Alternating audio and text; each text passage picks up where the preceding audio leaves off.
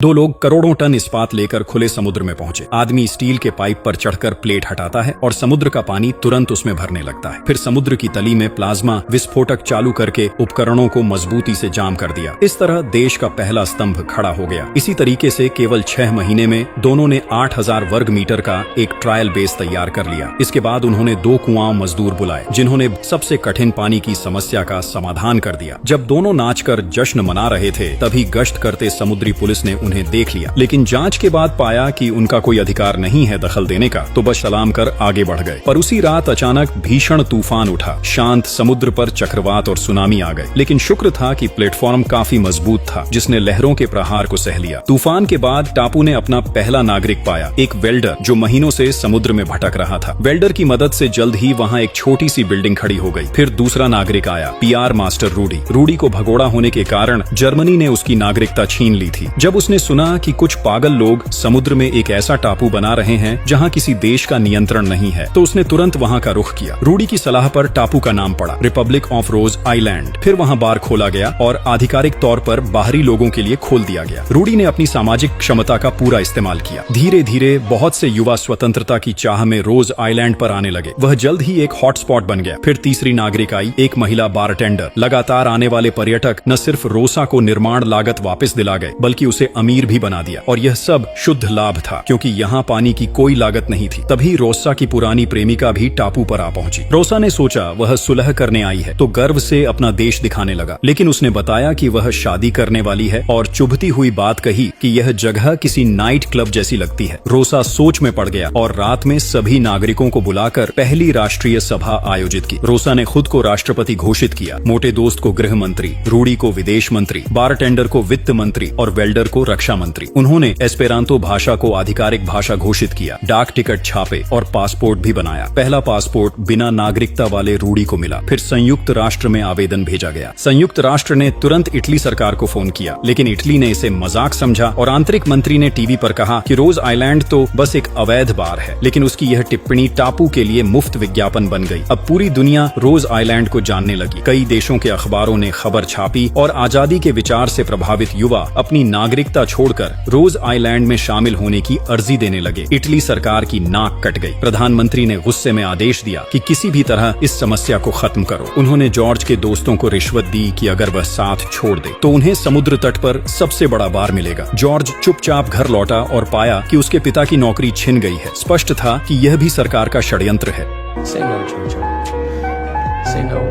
संयुक्त राष्ट्र का जवाब न आने पर जॉर्ज कार से यूरोपियन काउंसिल पहुंचा। काउंसिल आमतौर पर सिर्फ देशों के विवाद देखती थी, व्यक्तिगत लोगों को नहीं। लेकिन उसने 7 दिन 7 रात वहीं इंतजार किया। आखिरकार काउंसिल ने उसे सुनवाई दी। बैठक में रोज आइलैंड के मुद्दे को स्वीकार कर लिया गया। यह खबर सुनकर इटली आग बबूला हो गया।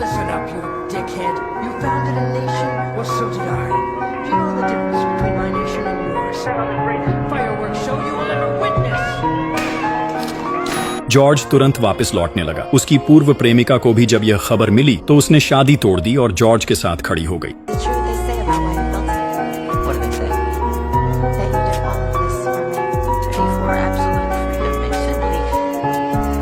अगली सुबह युद्धपोत उनके दरवाजे तक पहुंच गया। जॉर्ज के दोस्त भी पहुंच गए और वाटर स्पोर्ट्स प्रतियोगिता का बहाना बनाकर टापू पर चढ़ गए। वे सब हाथ पकड़कर एक पंक्ति में खड़े हो गए। उनके पास हथियार नहीं थे, बस अपने शरीर।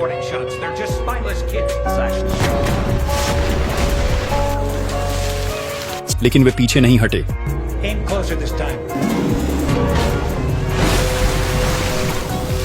एक गोला चला और नाव चकनाचूर हो गई। फिर भी वे डरे नहीं, दोबारा हाथ पकड़कर आगे बढ़े। कमांडर ने सैनिकों को टापू पर भेज दिया। उन्हें जबरन पकड़कर जहाज पर लाया गया। कुछ धमाकों के साथ रोज आइलैंड रिपब्लिक मिटा दी गई। साथ ही दफन हो गया स्वतंत्रता का सपना। यह इटली की एकमात्र जीत थी। ऐसी घटना फिर न हो, इसलिए संयुक्त राष्ट्र ने अंतर्राष्ट्रीय समुद्री सीमा 6 से बढ़ाकर 12 समुद्री मील कर दी। जॉर्ज की मृत्यु से पहले गोताखोरों ने समुद्र से रोज आइलैंड की एक ईंट निकाली और उसे सौंप दी। उस पर लिखा था, इटली के गोताखोरों को गर्व है कि उन्होंने सपनों के टुकड़े सपने देखने वाले को लौटा दिए।